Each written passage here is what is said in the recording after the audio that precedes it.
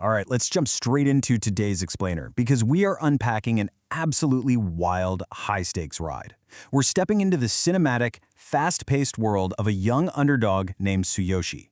We are dropping right into his desperate, zero-to-hero story, trucking exactly how a kid at the absolute bottom of the food chain manages to manipulate system mechanics to become an absolute legend. So to really understand Tsuyoshi, you've got to understand where he starts. He's an invisible nobody. He spends his days grinding through miserable C-rank dungeon cleanup jobs, literally picking up the scrap loot that the real heroes leave behind. But one day, while he's at the bottom of this dry, uncharted well, he finds a skeleton clutching a plain gold ring. He puts it on and man, this single action completely shatters his reality forever.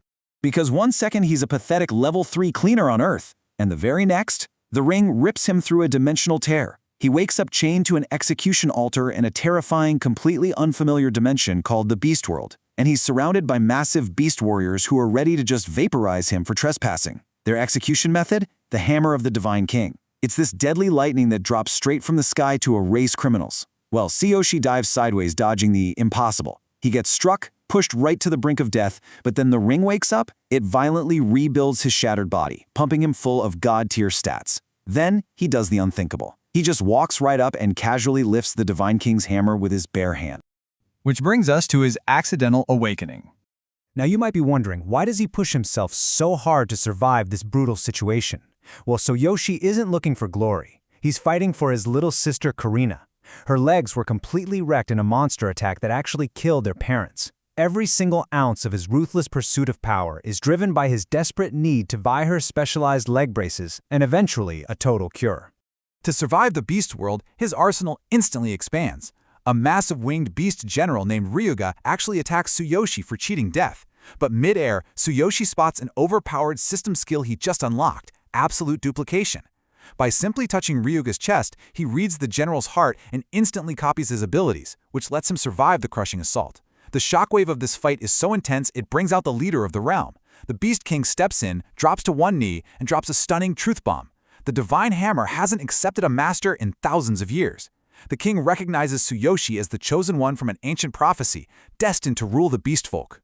So now he's dealing with two worlds and stepping up as one hero. But, of course, there is a massive catch, and the ticking clock starts right here. Tsuyoshi is currently way too weak to lead. The Beast King marks his forehead with magic and delivers a harsh ultimatum. Tsuyoshi has exactly 1 year to reach level 50 and prove his strength. If he fails, or if he tries to run away, the beast folk will hunt him down and execute him.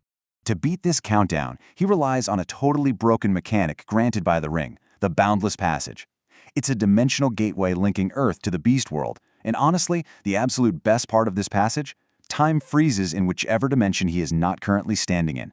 So, he's now forced to juggle two wildly different lives. Over on Earth, he's still treated like a weak, invisible intern. But in the beast world, he is a rapidly escalating prophesied hero, traveling alongside a level 72 half-beast companion named Sakura. And the real game-changer here is that his overpowered stats and inventory items from the beast world transfer directly back to his weak body on Earth. And he's going to need that power for protecting what matters most. Returning to Earth, Tsuyoshi decides he is totally done hiding. He takes his official awakening test to become a certified hero, bringing his newly acquired Beast World stats to the table. He casually shatters a 30-year testing record, registering a massive 5,400 combat power as a mere level 3. And he immediately puts that power to use to protect his family. When loan sharks from the Blue Snake Gang show up to harass his sister at the hospital, Tsuyoshi absolutely demolishes them. He effortlessly snaps a bodyguard's arm, punches the loan shark across the room, and, in a totally cinematic, jaw-dropping moment, catches a bullet completely barehanded. It terrifies the gang into total submission. Now, to keep up this dominance on Earth, he uses a classic video game-style strategy to speed level in the beast world. Guided by Sakura, he uses drop scrolls to guarantee a 96% loot drop rate from the Dark Fox boss.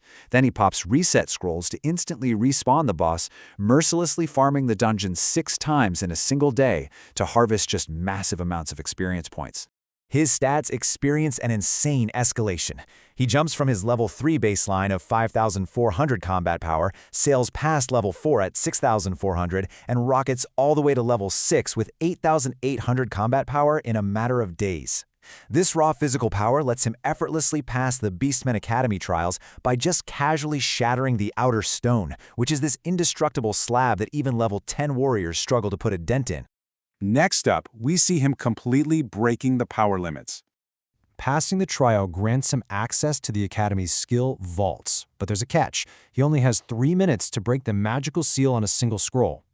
Well, instead of playing by the rules, Tsukiyoshi summons the Divine King's hammer for a single second and violently slams it into the ground, obliterating the magical seals on every single scroll in the entire vault simultaneously. This system just floods his brain with data, granting him an epic arsenal. He walks away with the Black Cold Light Sword, the Dark Goblin defensive set, and most importantly, a forbidden, fragmented lightning skill called Thunder Chain that no one has been able to master in 1,000 years. He teleports back to Earth and steps right into a deadly ambush by 3 high-level assassins from the Crazy Wolf Gang. So he decides to test out his new Beast World loot. He unleashes the Thunder Chain skill right alongside his freezing sword. A blinding bolt of lightning crashes from the sky, completely annihilating his higher-leveled attackers in literally seconds. But things are about to escalate with a deadly S-rank ambush. See, the stakes escalate way beyond some local street gangs. Tsuyoshi desperately needs the Golden Rebirth Elixir. It's the only thing that can fully cure his sister's legs. He goes to an elite auction for it, but loses the bid to a corrupt, untouchable billionaire named Lord Scorsese. Done playing by society's rules, Tsuyoshi intercepts the billionaire's convoy. In a ruthless, totally anti-hero move, with his eyes glowing red, he unleashes a devastating hammer strike that completely obliterates Scorsese's limousine, snatching the briefcase containing the elixir right out of the air. However, actions have consequences. Scorsese's parents aren't your normal billionaires. They are the Snow Queen Selly and Senosai, 2 terrifying S-rank adventurers. Discovering their son is dead, they launch a citywide manhunt, tracking Tsuyoshi down with overwhelming, godlike fury. And the confrontation? It is absolute chaos.